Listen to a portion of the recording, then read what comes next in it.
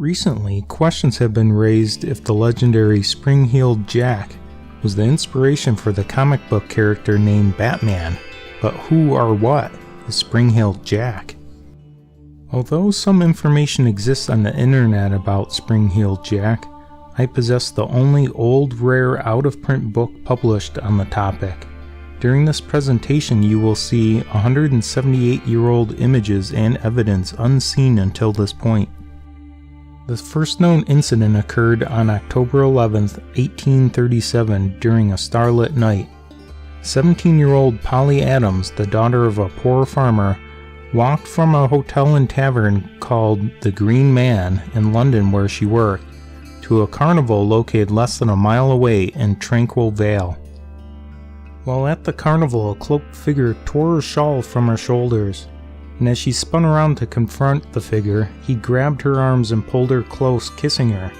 She broke free and fled into the crowd of people. As the night wore on, she decided to walk back towards her workplace.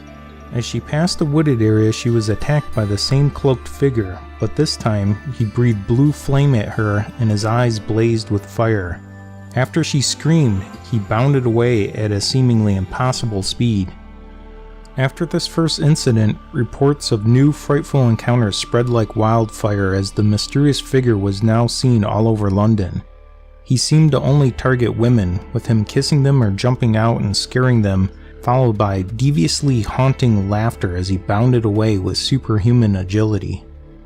Descriptions varied from eyewitnesses, but many witnesses described the assailant as wearing a black, tight-fitting suit, often with a black cape and a black hat, eyes that burned like fire with him blowing blue flame and maniacally laughing at them as he escaped. It was also said that he had a remarkably strong iron grip with metal-like pointed fingernails. Even more unusual was the assailant's ability to leap more than 15 feet into the air while escaping over tall walls or while running and jumping along rooftops that were far apart. This unusual assailant was seen by the police, military, and armed vigilante groups.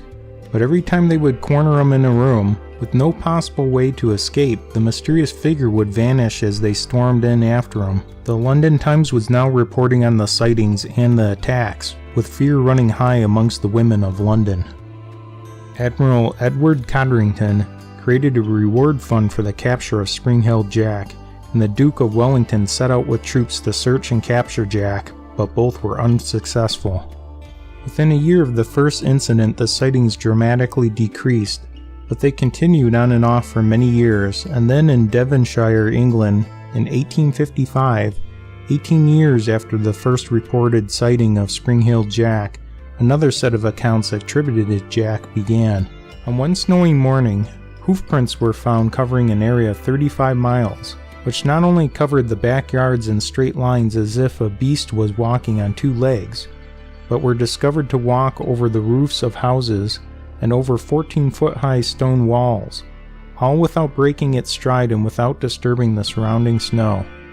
This mysterious character, or similar ones to him, have been seen in India and is known as the Monkey Man, in the Czech Republic known as the Spring Man, and in the United States known as the Leaping Ghost, the Fire-Spitting Ghost, as well as the American Spring-Heeled Jack. In the 1863 publication Penny Dreadful started publishing fictional accounts of Spring-Heeled Jack as an anti-hero who becomes a hero. The Czech Republic later started portraying the Spring Man as a hero, which may have led to the idea of Batman. But if you thought these incidents were isolated to the distant past, you would be wrong.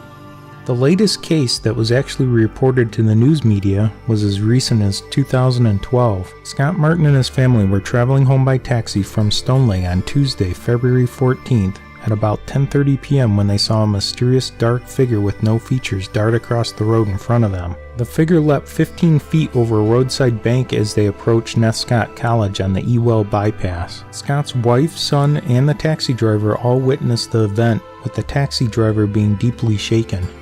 We have only scratched the surface of the large amount of data on this topic, but in conclusion, if Spring-Heeled Jack was this a person, how could he have jumped over 14 and 15 foot high fences and walls? And in other reports, he could run and jump between the rooftops of houses that were many feet apart. Does any device exist today that could be hidden in a boot and enable someone to have this type of capability?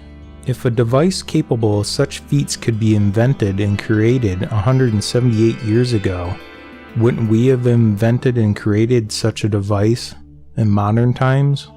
If so, wouldn't the police, military, and fire rescue workers be using that technology now? If Spring-Heeled Jack wasn't a person using known technologies during the time, then what was he?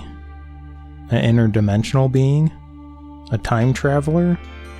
An extraterrestrial? The devil? A ghost? Or perhaps a vampire? Who was and is Spring-Heeled Jack? Perhaps he is the original Batman. Subscribe to this channel for free and tune in tomorrow for more Daily Strange news. Don't forget to support our sponsors. Take care and God bless.